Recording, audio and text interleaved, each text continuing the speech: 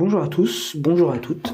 Bienvenue dans cette nouvelle vidéo où on va parler roue libre. On va voir comment la remettre en état, l'entretenir pour qu'elle puisse durer plus longtemps. Donc une roue libre, qu'est-ce que c'est? Une roue libre, donc c'est des pignons qui sont montés sur un axe dans lequel on a des billes pour le roulement, des cliquets avec des ressorts qui vont venir s'emboîter dans des crans qui sont sur les pignons afin de bloquer la roue dans le pédalage et de tourner librement dans l'autre sens. A l'inverse, une cassette, donc on aura les pignons, mais le mécanisme de la roue libre en lui-même sera directement sur le moyeu de la roue.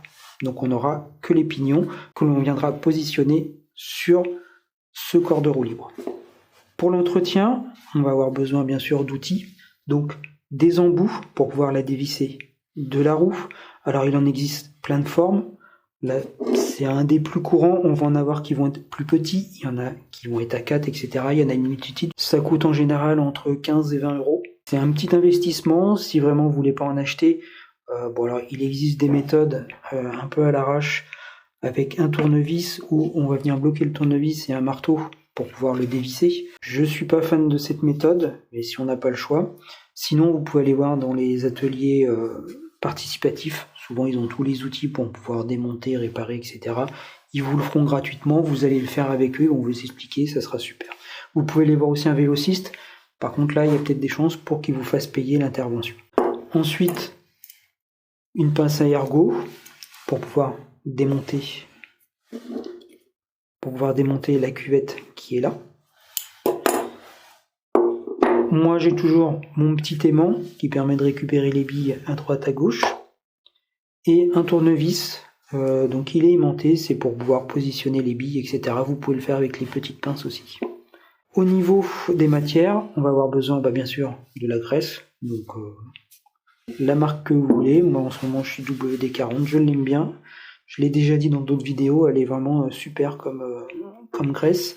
Et de l'huile de vaseline. Donc la graisse va permettre de fixer les billes sur les cuvettes. Vous allez le voir au montage, c'est très important.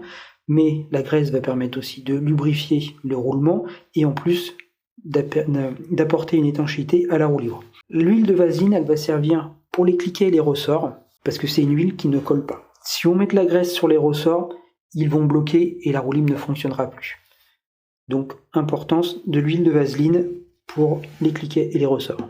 Donc maintenant qu'on a vu l'ensemble du matériel, on va passer à la partie manuelle, comment retirer la roue libre de sa roue et ensuite comment la démonter entièrement pour pouvoir la nettoyer et la remonter. C'est parti. Moi ce que je fais en premier lieu, c'est je débloque un petit peu le cache du roulement parce qu'il suffit qu'il soit un peu bloqué. Une fois qu'on a retiré la roue libre, c'est un petit peu plus difficile.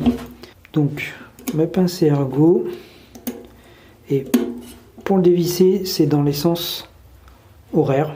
Donc on suit les aiguilles. Donc du côté de la roue libre qui se bloque. Voilà. Donc là je l'ai débloqué. Pas besoin d'aller plus. Voilà. Là au moins je vais pouvoir la démonter plus facilement.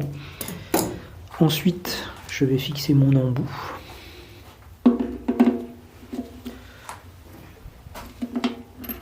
Je viens le fixer avec un écrou. Donc on ne serre pas trop. Parce que il faut laisser un petit peu de jeu pour pouvoir dévisser. À partir de là, il peut y avoir deux méthodes. Donc soit une grosse clé anglaise avec un bras pour pouvoir allonger et avoir un peu plus de levier de force pour dévisser, soit bloquer le tout dans un étau. Donc moi c'est la méthode que je préfère.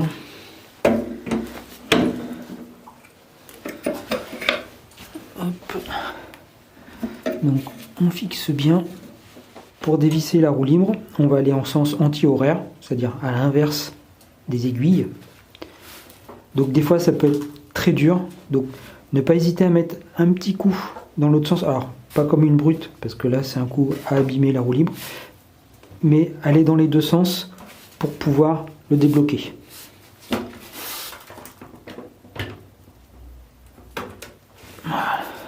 Voilà.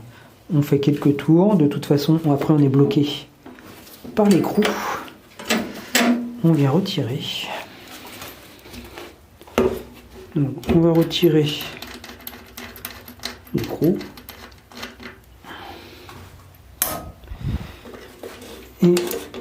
il ne reste plus qu'à dévisser.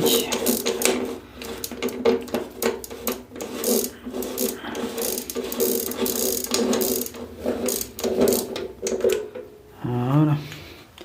Donc effectivement, c'était quand même bien crado. Je sais pas si on peut voir là, voilà.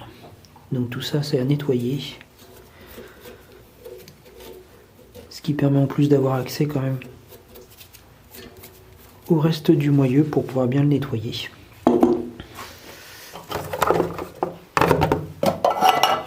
là. Et une petite boîte, ça mange pas de pain, ça évite de perdre des billes. Et on va venir dévisser tout ça.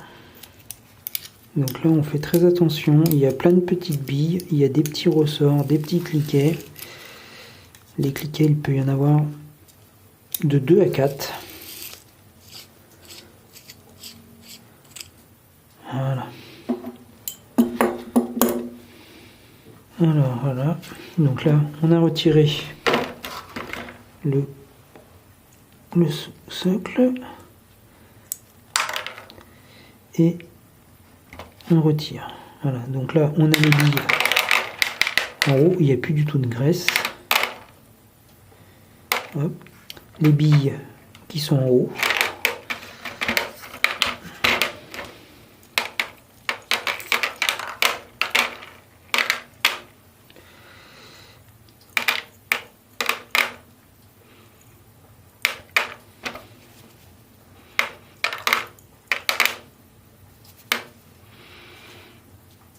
Donc voilà. Donc là, on voit bien. Je sais pas si on voit. Hop, si je mets comme ça. Là, on voit bien l'écran. Sur ma roue libre, j'ai mes 2 cliquets avec mes ressorts. Voilà, donc on peut les retirer. Il y a des petites rondelles. Je retire les rondelles. On fait attention, elles sont fragiles. Alors elles peuvent servir à régler le jeu. S'il y a vraiment du jeu, on peut en retirer une pour serrer plus facilement. Voilà. Donc le ressort. Donc il n'y avait plus du tout de graisse et c'était très sale.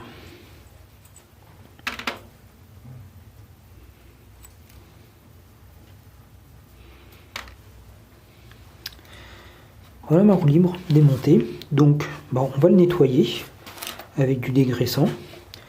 Je vais le faire tremper un peu lui parce qu'il est quand même sale.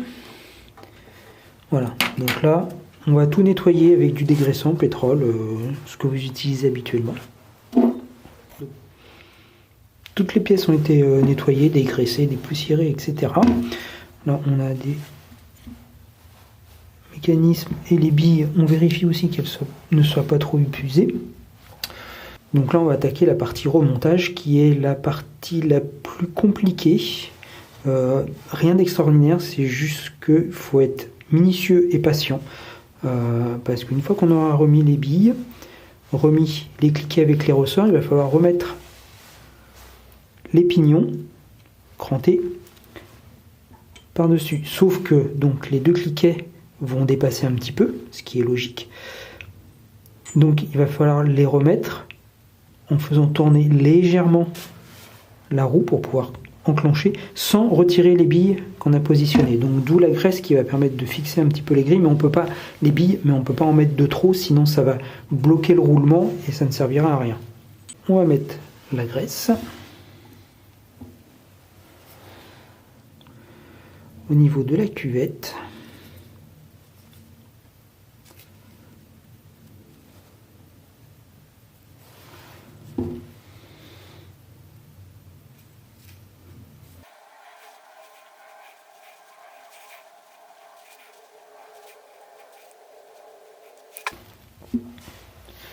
Alors, mon petit tournevis.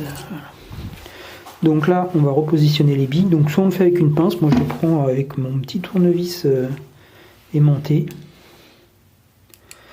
Donc là, les billes sont petites. Donc ça prend un petit peu de temps.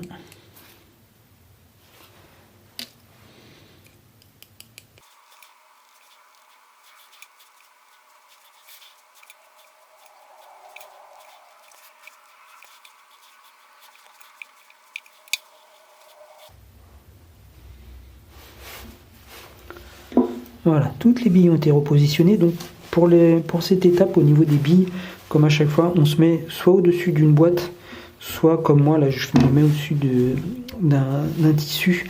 Ce qui fait que si les billes tombent, soit elles sont récupérées dans la boîte, soit sur le tissu, en fait, elles ne rebondissent pas et elles se posent. Surtout si elles ont un petit peu de graisse, elles vont rester dessus et ça part pas partout dans l'atelier, le garage ou autre. Parce que là, pour retrouver des petites billes comme ça, c'est pas évident et on n'en a pas toujours en stock. Donc, maintenant, on va repositionner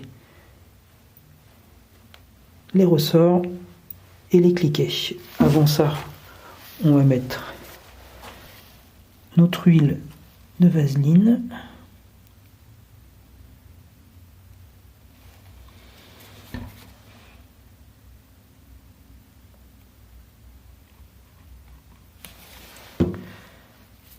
Alors on les positionne dans le bon sens.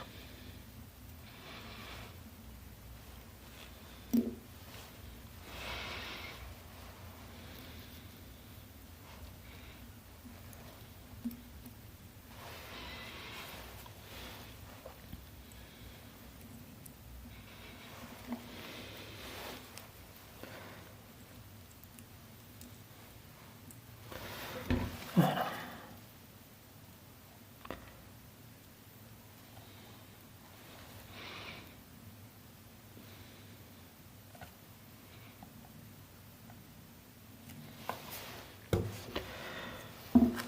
Les entretoises, on peut les mettre maintenant ou on peut les mettre après, c'est pas gênant. Moi je les mets au début parce que comme ça, ça bloque un petit peu les cliquets et les ressorts, ça les tient, parce que ceux-là ont tendance à partir facilement lorsqu'on veut repositionner les pignons. Donc là, on va attaquer la deuxième partie qui va être le repositionnement des pignons. Avant, moi je mets la graisse, on peut le mettre après, mais je trouve que c'est plus facile. Lorsqu'elle est comme ça, on n'a pas de rebord, on n'a rien du tout, on peut mettre directement la graisse dans la petite cuvette. Donc comme pour la cuvette du bas, on en met suffisamment pour graisser le roulement et fixer les billes, mais surtout, on n'en met pas de trop non plus.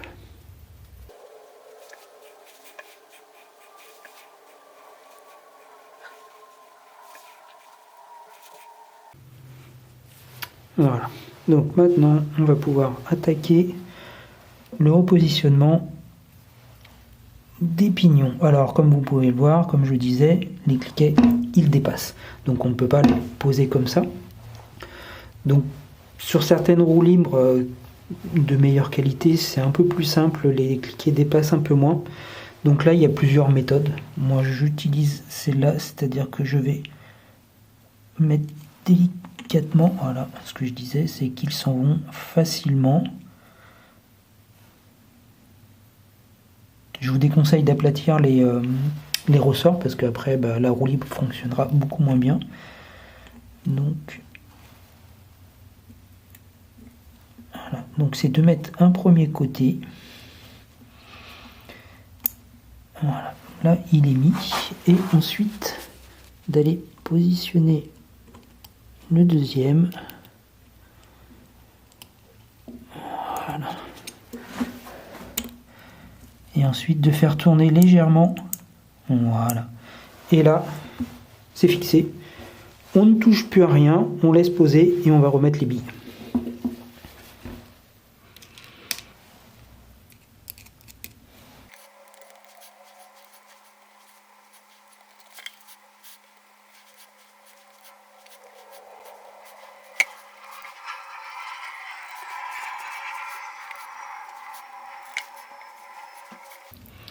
Voilà, j'ai remis toutes mes billes. J'étale bien la graisse pour qu'il y en ait partout. Maintenant, on va refixer la petite cuvette. Donc, on peut aussi lui mettre un peu de graisse.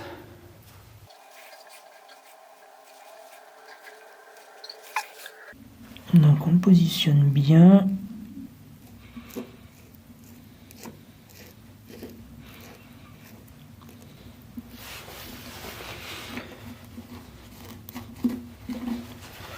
Voilà. On essuie un peu le surplus de graisse. On finira de serrer cette cuvette quand ça sera refixé sur la roue. Voilà. Donc, surtout vous inquiétez pas. Si au début vous avez plus les petits cliquetis de la roue libre, c'est normal, on vient de la graisser, donc là il y a un peu de graisse partout. Donc il n'y a plus de métal qui frotte sur du métal, donc il y a moins de bruit. Par contre, au bout de quelques tours de roue, quand la graisse se sera bien diffusée partout, là, on retrouvera le bruit typique de la roue libre.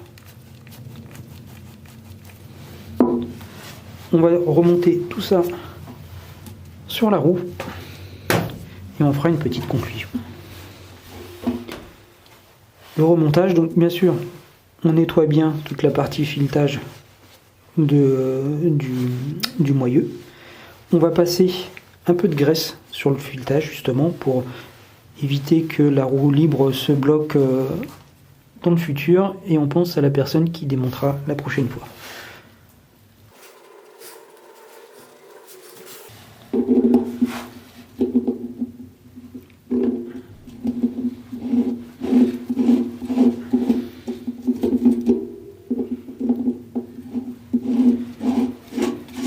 On la positionne bien et on visse. Donc surtout, on va pas serrer à fond, donc on peut reprendre l'outil pour venir la refixer. Ça sert à rien de toute façon de serrer comme un bourrin, on risque d'abîmer les pièces, et puis si derrière on doit redémonter, ça va être compliqué. Donc on la serre bien, on peut resserrer un petit coup avec l'étau, et on finit aussi de serrer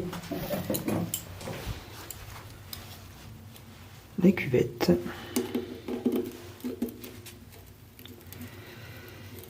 Voilà, donc pareil, ça sert à rien non plus de serrer comme un bourrin. Alors on vérifie s'il y a du jeu, là il y a un petit peu de jeu, donc je peux la resserrer un petit peu. Voilà, là j'ai plus de jeu. Voilà, notre roue libre est remontée, elle a été graissée, nettoyée, elle est prête à repartir. On peut nettoyer un peu l'excédent de graisse. Voilà, donc comme je disais, quelques tours de roue pour que la graisse se diffuse bien et retrouver le petit cliquetis de la roue libre. L'entretien de la roue libre n'est pas spécialement compliqué, c'est un jeu de patience, il faut faire ça méthodiquement, faire attention à ne pas perdre les billes, les petits cliquets avec les ressorts, etc. C'est des pièces, si on les perd, c'est toujours chiant à retrouver et à remplacer. Prendre son temps, faire ça tranquillement. Ce qu'on peut faire aussi, c'est prendre une vieille roue libre qui ne nous sert pas, qu'on a récupérée sur un vieux vélo, elle est rouillée, on la démonte, on la remonte, on la démonte, on la remonte, on s'entraîne. On peut faire ça comme ça aussi. C'est important de le faire de temps en temps parce que les roues libres prennent cher. Ça permet d'entretenir le matériel, qu'il dure un petit peu plus longtemps et qu'on puisse profiter de nos vélos anciens le plus longtemps possible. Je vous remercie d'avoir regardé cette vidéo. Je vous souhaite une bonne journée et à la prochaine.